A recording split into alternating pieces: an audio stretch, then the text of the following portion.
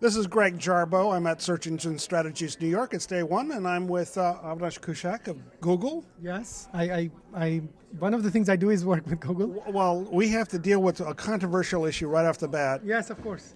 You're from Ohio State University? Yeah, I know. Go Buckeyes! I got my MBA at Ohio State. Great school. Well, despite that, I think we'll ask you a few other questions.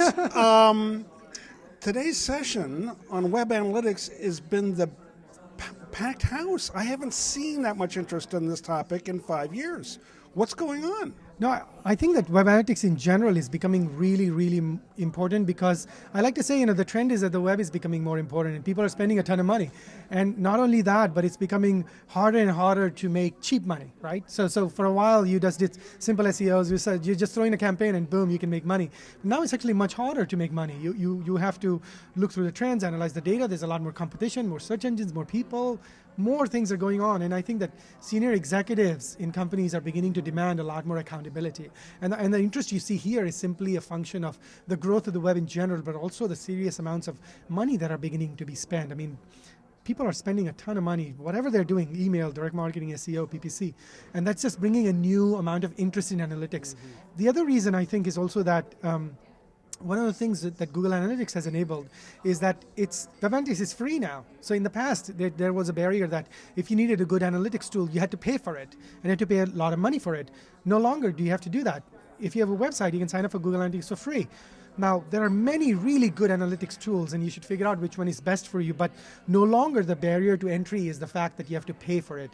It's actually a very cheap tool. It's free, and you can get an amazing amount of really good data. So there is interest that people are saying, oh, I have this tool, and I'm spending a ton of money. I should figure out how to use it properly, and that's why I think we saw this packed house. I was very surprised at the amount of people here. You also made an interesting prediction about what's going to happen in the next 24 to 36 months. Yeah. No, one of my theories is that, or hypothesis is that the web itself is changing so much with social and rich media and just the way people are experiencing the web, that the current way of capturing data or doing web analytics will radically transform. And over the next 24 to 36 months, I think we're going to see the current way of web analytics and the current obsession with page view type things die. And we're going to see a new way, new tools emerge, which already are, by the way. There are some emerging tools there already.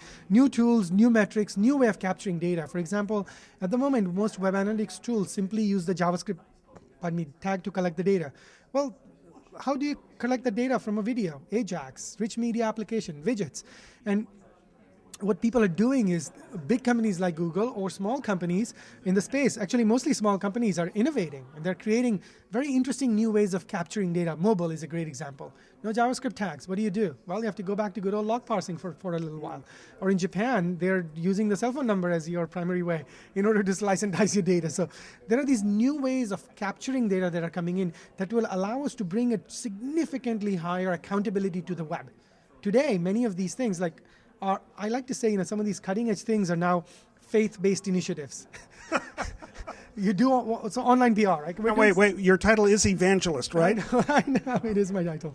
But you do a lot of online PR, SEO, and these things are a little bit hard to measure.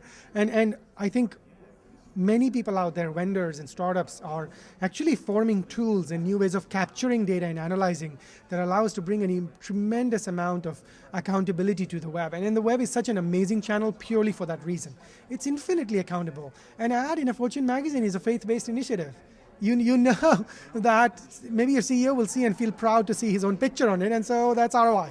Well, not anymore. Like when I publish my RSS feed, I know exactly how many subscribers I have, right? How many people are getting my magazine. Not only that, I know exactly how many people read what story. I can see which people were exposed to which ad. I can do that with FeedBurner right now. Now that's not yet mainstream, right? Yeah. And I see that happening a lot more, this tremendous amount of accountability coming to online, so that you can go in and say, rather than spending $100,000 on Fortune magazine, I'm actually going to strategically spend, that same $100,000 or $50,000 or $200,000, but I'll do this in online PR, this with RSS, this with banner and display, and everything is measurable.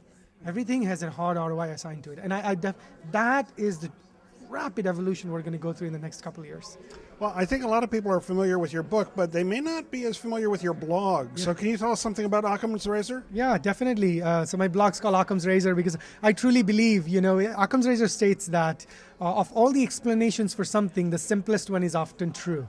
And it's from a 14th century monk, William of Ockham. And he postulated that hypothesis. And I'm a big believer in, because think about all the complexity around us and we make things so hard for us. And the reality is that often the simplest explanation is true. So I started the blog to sort of teach my vision and share my passion for analytics and research, and how using very simple ways people can find very easy ways in which they can improve their websites. So it's just an outlet for my passion. I only write once a week, and I'm just constantly astounded by how many people read it. Last month, I think I had 50,000 unique visitors to the blog, and I'm like, I only write for 500 people. Where are these other people coming from? So it's just an outlet for me to teach about analytics, and it's not dependent on any tool. It doesn't matter who you are in terms of a persona. You don't have to be an analyst. I'm just trying to teach you how to think better.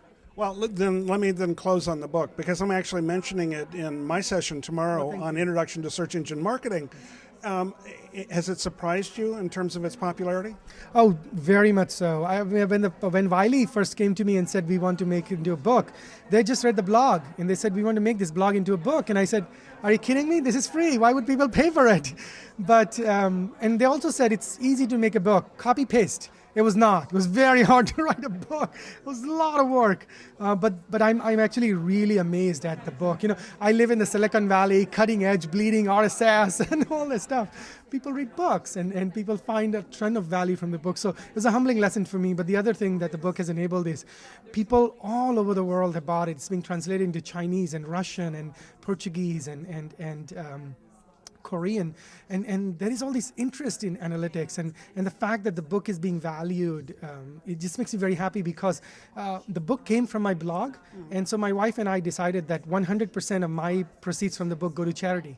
So 100%, everything we make is donated to Doctors Without Borders or the Smile Train, 50-50. So I'm both happy that the book is proving to be of value, but even more happy that it's helping me raise money for two causes that are very near and dear to me. And I'm a true sort of believer in blogger and blogging, and because I do it purely for my passion, not for profit.